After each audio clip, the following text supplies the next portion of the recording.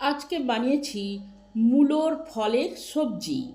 নমস্কার আমার প্রিয় বন্ধুরা, আশা করি আপনারা সকলে ভালো আছেন আর সুস্থ আছেন। বাসন্তীর রান্নাঘরে আপনাদের সবাইকে সুস্বাগত। আজকের রেসিপি মূলো গাছের ফলের সবজি, যে রেসিপিটা আপনারা রুটি অথবা ভাতের সাথে অনায়াসে খেতে পারবেন। এটি খুবই সুস্বাদু একটা রেসিপি। এই ভিডিওটি সম্পূর্ণ দেখলে আপনারাও অতি সহজে মূলো গাছের ফলের সবজি বানাতে পারবেন। তাই এই ভিডিওটি সম্পূর্ণ দেখার অনুরোধ রইল। আজকে রান্না করব মূলো গাছের ফলের সবজি। আমরা যে মূলো খাই শীতকালে, সেই মূলো যখন পরিপক্ক হয়ে যায়, সেই মূলো গাছে ফুল হয়, সেই ফুলের থেকে যে ফল হয় সেই ফলগুলোই হলো মূলোর ফল। এইগুলো হলো মূলো গাছের ফল। এখানে 500 গ্রাম মূলো গাছের ফল আছে, তার সাথে আছে 3টে লঙ্কা, একটি বড় পেঁয়াজ, কিছুটা রসুন লাগবে আর 2টি টমেটো। আগে এরকমভাবে সাজিয়ে ধরতে হবে। এর পেছনের অংশটা আগে কেটে বাদ দিয়ে দিই।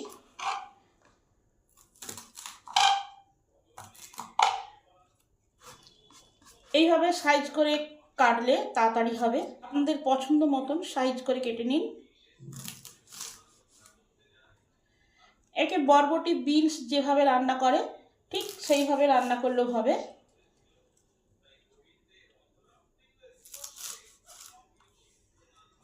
এইভাবে সবগুলো কেটে নেব। কড়ায় 1 বাটি জল দিলাম,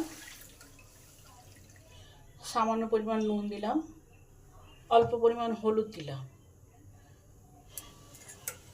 এবার এই যে মূলো গাছের ফল, সেটাকে ভালো করে কেটে পরিষ্কার করে ধুয়ে নিয়েছি, এটা দিয়ে দিলাম। একটু সেদ্ধ করে নেব।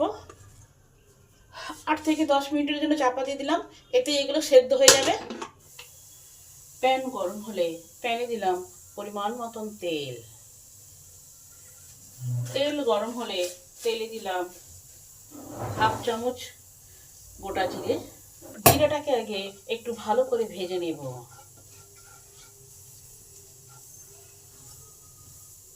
জিরেটা আমার ভাজা হয়ে গেছে। এই সময় দিলাম কাঁচা লঙ্কা কুচি আর রসুন কুচি। লঙ্কা আর রসুনটাকে একটু ভালো করে ভেজে নেব। রসুনটা আমার হাফ ভাজা হয়ে এসেছে। এই সময় পেঁয়াজ কুচানো আছে, পেঁয়াজটাকে দিয়ে দিলাম। পেঁয়াজটা তাড়াতাড়ি ভাজার জন্য পরিমাণ মতো নুন দিলাম। এই সমস্ত কিছুকে একটু ভালো করে লাল লাল করে ভেজে নেব।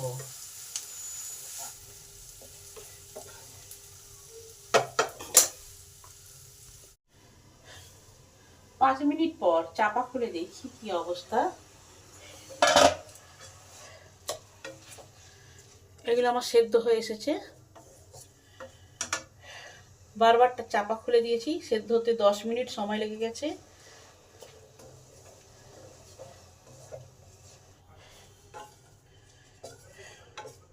পেঁয়াজগুলো আমার ভাজা হয়ে এসেছে। এর থেকে আর বেশি ভাজা করব না। একটা টমেটো আছে, সেটা দিয়ে দিলাম। এবার এই টমেটোর মধ্যে কিছুটা লঙ্কা গুঁড়ো দিলাম, কিছুটা হলুদ গুঁড়ো, সামান্য পরিমাণ জিরে গুঁড়ো আর কিছুটা ধনে গুঁড়ো। এবার সব কিছু ভালো করে কষে নেব। টমেটোটার সাথে মশলার যতক্ষণ কাঁচা গন্ধ না যাচ্ছে ততক্ষণ একটু কষে নেব। ততক্ষণে টমেটোটাও নরম হয়ে যাবে।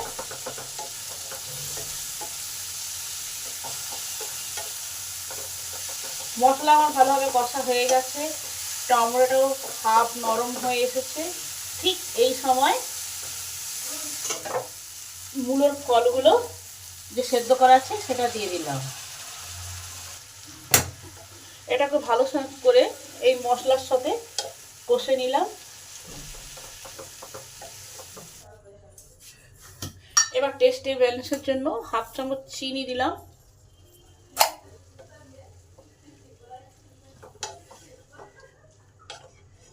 এবার 5 থেকে 6 মিনিট চাপা দিয়ে দিলাম, যাতে ভালোভাবে এগুলো সেদ্ধ হবে,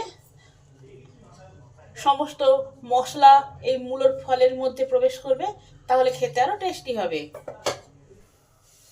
5 মিনিট পর চাপাটা খুলে দেখি কি অবস্থা। রান্নাটা আমার কমপ্লিট হয়ে গেছে, সব শুকনো শুকনো হয়ে গেছে।